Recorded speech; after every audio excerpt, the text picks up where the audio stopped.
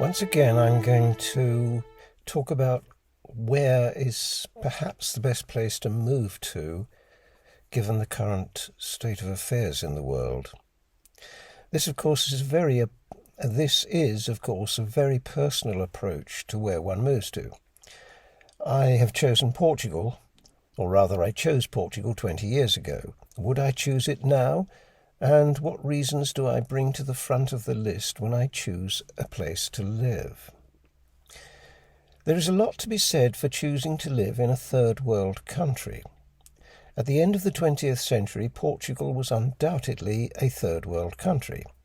When I wanted cash to pay companies for delivering building materials, I had to drive either to Faro or even to Spain in order to get cash.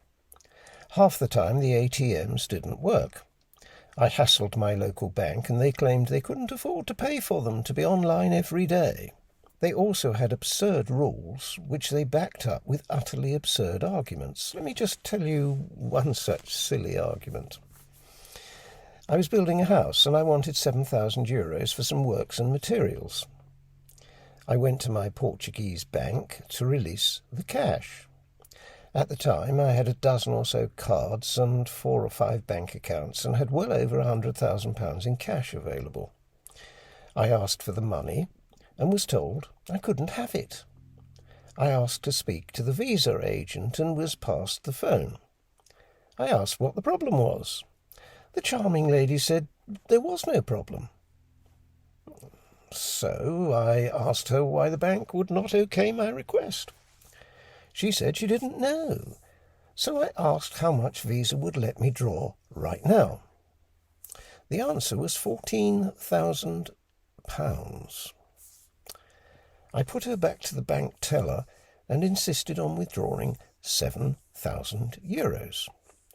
Visa then spoke to me, confirming they had authorised that amount for withdrawal. The bank paid me €2,000. Their argument was that they were concerned about fraud. They did not seem able to comprehend that Visa had given them a magic number which put the responsibility for the payout onto Visa, not the bank. Living in third world countries can be a pain. One still can't hire tools here. There isn't a hire shop within 100 miles of me. There are other things, of course, there aren't here, but let's not get bogged down. When I first came here, the electricity supply crashed roughly 7 times a day.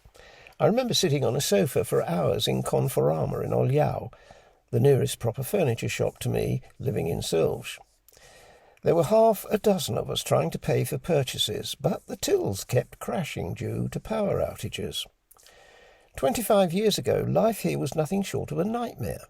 If it rained, the phones stopped working, and so it went on. On the other hand, there is a lot to be said for living in a chaotic country. There is ample scope for workarounds. The thing I hate most about first world countries is they're so boring, and life is too mechanised and soul-destroying and restrictive. I have land in Nicaragua. I love the place. My Spanish is good enough to survive quite easily. Shopping can be fun. It used to be fun in Portugal. I remember when a lady approached me in a shop and asked me if she could afford to buy the goods in her trolley.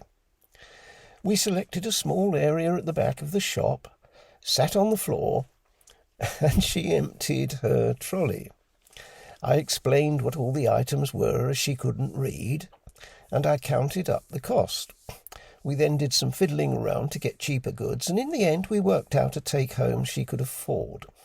It took nearly half an hour. Things like that make shopping far more interesting than shopping in Northern Europe.